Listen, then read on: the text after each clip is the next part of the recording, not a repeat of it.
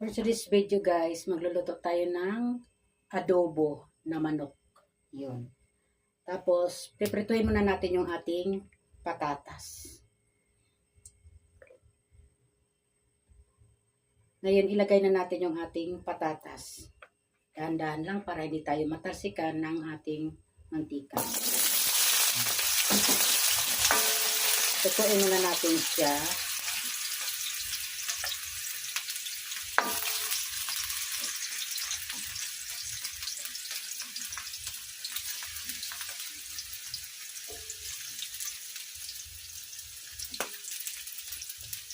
Ayan, habang nagluluto tayo ng ating patatas, magkwento ako guys.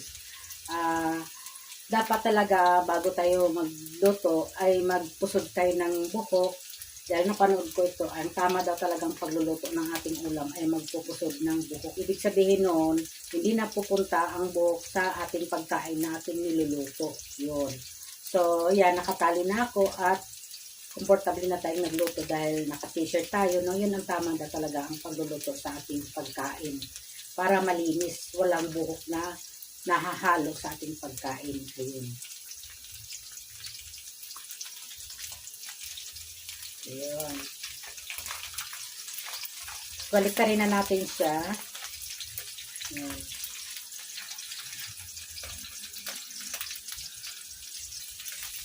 Ayun. Para ano,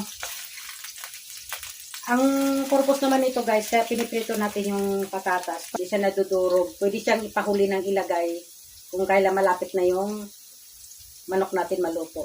Yun. Kaya kailangan prituhin siya.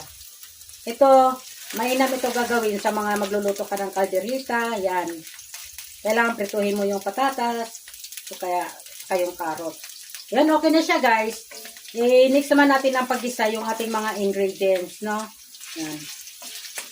So, lohit na siya. Ano natin yung ating patatas. Ibalik natin sa ating lalagyan. Yan. Ito. Yan.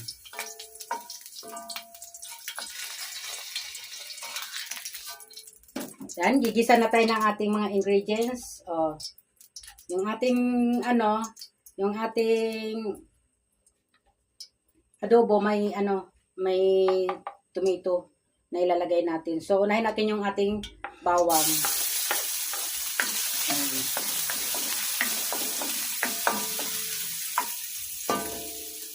Add natin ng oil para medyo mabilis yung ating paggisa.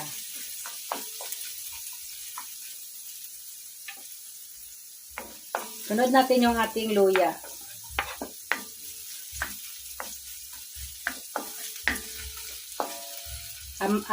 Sibuyas natin.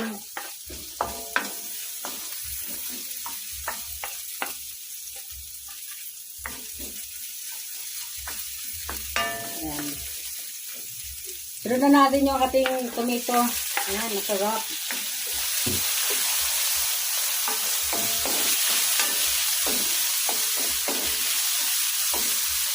Masarap sa adobo guys, may tomato.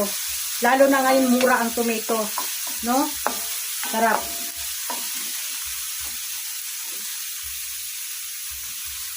So yun, isabay na natin yung ating manok. Laman lang yan guys, wala siyang no, mga buto-buto. Malaki siya, hatiin natin to, isa malaki.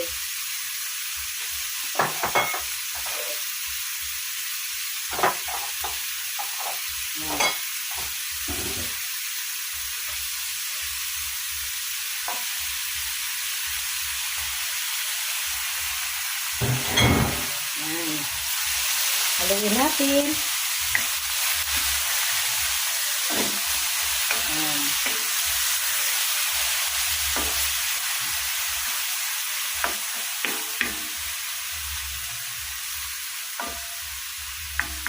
Pakuluan muna natin siya ng mga 5 minutes.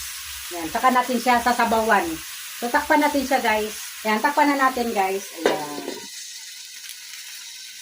Hinaan lang natin yung apoy para siya na maging naman, hindi siya na bigla yan, ganyan. So, yan guys, balikan na natin yung ating pinakulong manok. Yan. Yan, nagtutubig na siya guys, no? Lumabas na yung kanyang tubig.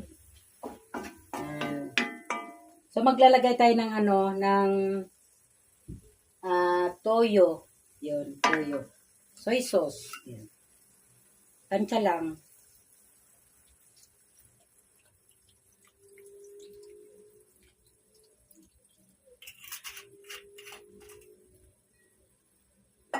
Maglalagay tayo ng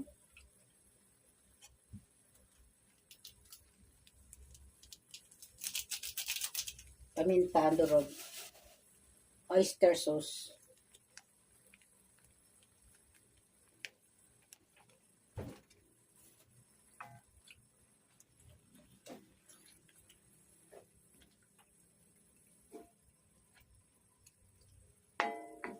Yan.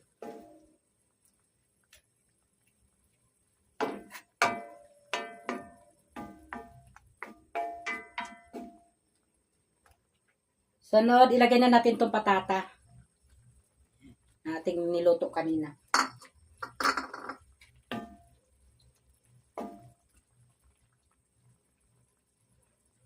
Tapos, maglagay tayo ng masarap daw yung may asin konti. Konti lang.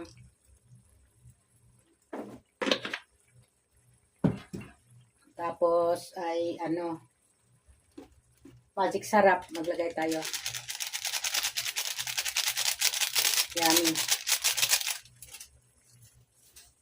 Okay na.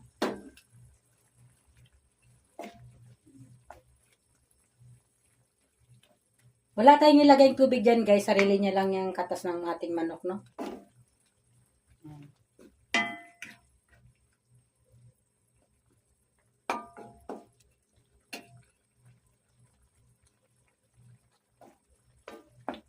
Kakaibang adobo to guys, may kamatis. Dahil mura ang kamatis, lagyan natin. Yan. Takpan natin ulit guys. Para manot yung lasa sa mga sangkap natin yung ating nilagay na timpla dyan, mga ingredients, mga So yun, balikan ulit natin. Oh wow. Ayan. Yung ginawa natin guys, yung apoy kasi, low heat lang yan guys. Mahina lang para yung sabaw niya, hindi agad siya matuyuan. Ayun, nandyan pa rin.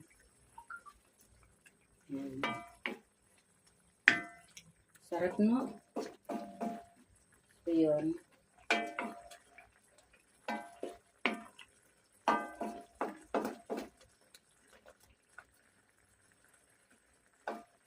So, takpan natin ulit para habang pakita ko sa inyong kanin ay natakpan natin siya ay madagdagan pa yung luto ng ating manok. So guys, may kanin na tayo. Ayan. Yan. Diba? Sarap ng ating kanin. Yan. Balikan natin ulit.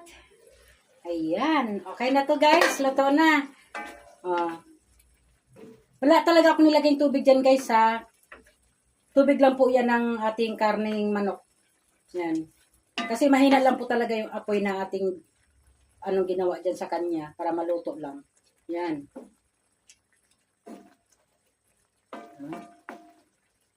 Pala tayo ng kaunting guys. Maglalagay tayo ng kaunting suka. Yan. Ang technique dyan para mas masarap. Tapos maglagay din tayo ng kaunting asukal.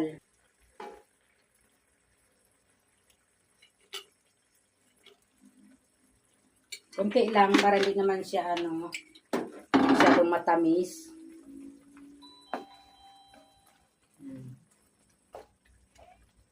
So yun, takpan natin ulit guys, balikan natin mamaya. Yan, luto na siya guys. Okay na, malambot na yung ating patatas. Ating manok, luto na.